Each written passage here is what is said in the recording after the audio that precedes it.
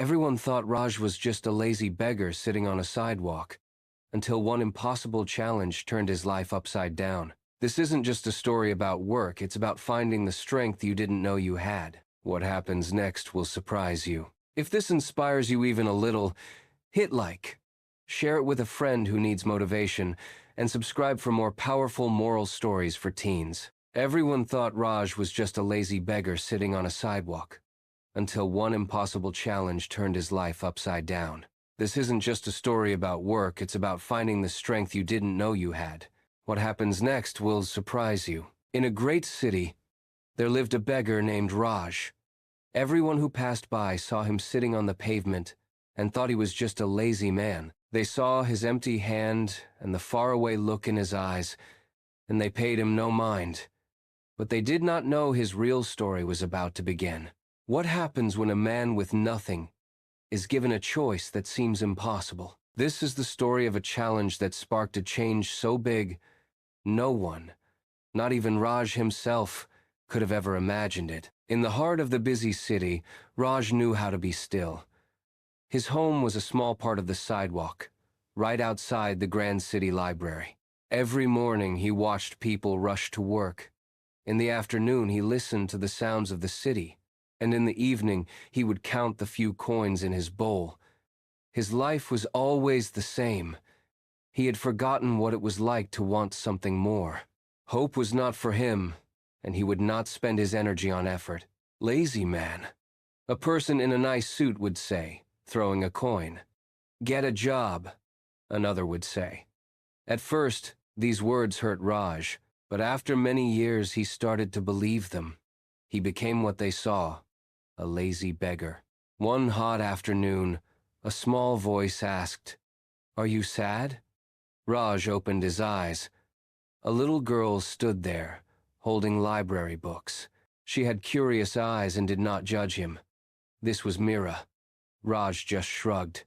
"I'm just tired." Mira looked at him. "My mom says you're not tired. You're just stuck. She says a big change can start with just one small step." Raj almost laughed. A small step? He had not taken a real step in years. "That's easy for you to say," he said. "I'm just a beggar." Mira smiled a bright smile. "You can help yourself," she said, just before her mother called for her. The girl's words, "one small step," stayed in his mind.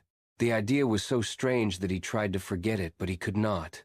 Later that day, a pair of shiny shoes stopped in front of him. Raj held out his bowl, but no coin was dropped. Instead, a calm, rich voice spoke. "I have watched you for a week," the voice said. It was a wealthy man in a fine suit with silver hair. "You do nothing. Absolutely nothing." Raj looked up. "And?" The man smiled. "I have a challenge for you." He pointed to a large, empty piece of land across the street. It was full of weeds and a huge pile of rubble, broken bricks, and twisted metal. "Do you see that pile of rubble?" the man asked. "I want you to move it. Every piece, from that side of the land to the other." He pointed 100 yards away. "If you do it, I will give you this land. It will be yours. It is worth more than you could ever beg for." Raj stared at the man, and then at the mountain of rubble. It was an impossible task. A cruel joke. "Why?" Raj asked. The man's face was hard to read. "Let's just say I am a collector of rare things, and a man who chooses to work after doing nothing for so long would be a very rare thing. You have until the first snow of winter. That is 3 months. Do we have a deal?" Raj's mind raced. It was crazy. He was weak. But then he heard Mira's voice. One small step. He looked at the land, not as a pile of rubble, but as a chance. An impossible chance to stop being the lazy beggar. "Fine," Raj whispered. "Deal." The first day was full of failure. Raj went to the land, and the pile of rubble looked even bigger up close. He picked up one piece of concrete. It was heavy. His soft hands were scratched. He carried it to the other side and dropped it. His arms and back ached. He was out of breath. One piece. He looked back at the giant pile. It did not look any smaller. People who walked by started to laugh. "Look, the beggar thinks he can work," they said. Raj felt ashamed. By the afternoon, he had only moved a few more pieces, and his body was broken. He thought, this was a mistake. That evening, he went back to his spot by the library. The next day, he did not go to the field. But being idle did not feel restful anymore. It felt like a cage. On the third day, Mira came to him. "You stopped," she said. "It's too hard," Raj told her. Mira sat next to him. "My brother used to be bad at math. He said he couldn't do it, but our grandpa told him to solve just one problem every day. Soon he was doing 2 problems, then a whole page. Last year, he won the city math competition." She looked at Raj and said, "He said it was not about being perfect. It was just about starting and not stopping." Her simple story gave him hope. The next morning, Raj went back to the field. He ignored the people who laughed. He picked up a brick. He carried it. He dropped it. And he went back for another. He did not think about the whole mountain. He just thought about the next brick. Weeks passed.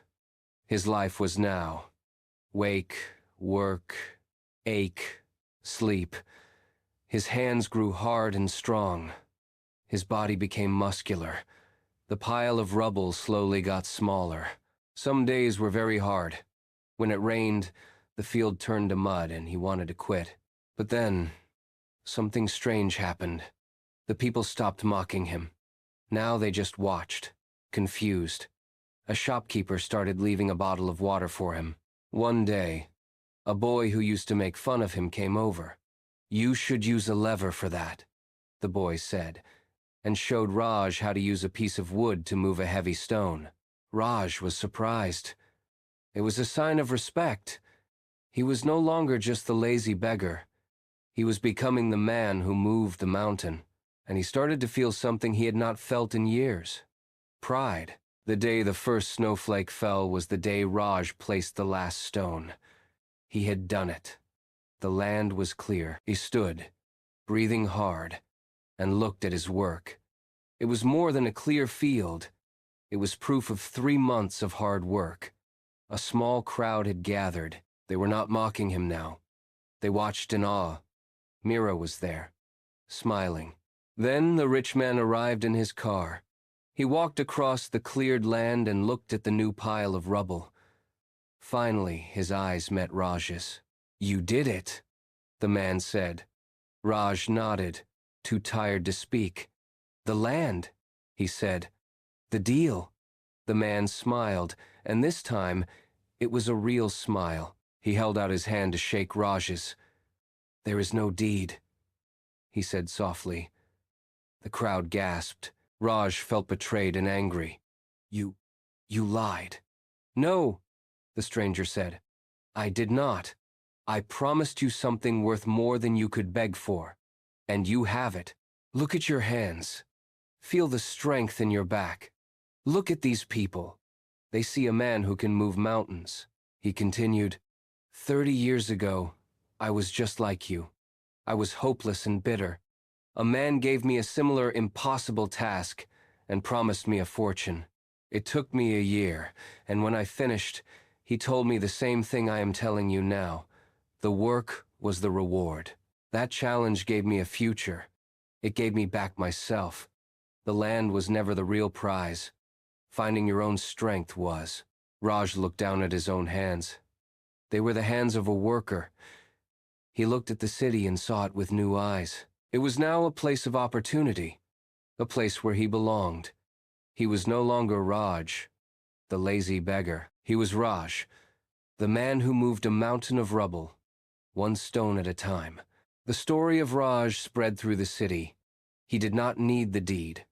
A construction company offered him a job the very next week. He began to help other young people who felt lost, just as he had been. He often visited Mira at the library, telling her that her small act of kindness was the first step on his long journey. And so, Raj's journey teaches us that laziness is just a feeling, not who you are.